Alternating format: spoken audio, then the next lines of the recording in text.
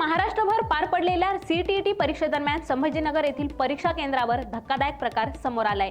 परीक्षा देण्यासाठी आलेल्या विद्यार्थिनींकडून मंगळसूत्र, दागदागिने आणि पायातील जोडवे काढण्यास त्यांना भाग पाडण्यात आले।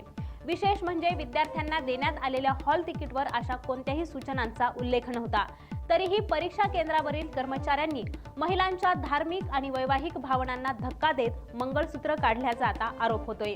या प्रकाराचा भाजपचे चंद्रशेखर भुयार यांनी तीव्र शब्दात निषेध केलाय। एखाद्या स्त्रीचं मंगळसूत्र काढणं ही गंभीर बाब असून ही प्रशासकीय मनमानी असल्याचंही त्यांनी म्हटले। तर संबंधित अधिकाऱ्यावर तात्काळ कारवाई करावी आता अशी मागणी जोर धरू लागली आहे। मी चंद्रशेखर भुयार। आज सीटीईटीची जे महाराष्ट्रात परीक्षा झाली त्या परीक्षेमध्ये जे हॉल तिकीट सर्व परीक्षार्थींना जे दिलं होतं त्यामध्ये यांनी लिहायला पाहिजे होतं की मंगळसूत्र घालून येऊ नये, सोन्याचं कुठलाही दागिना घालू नये।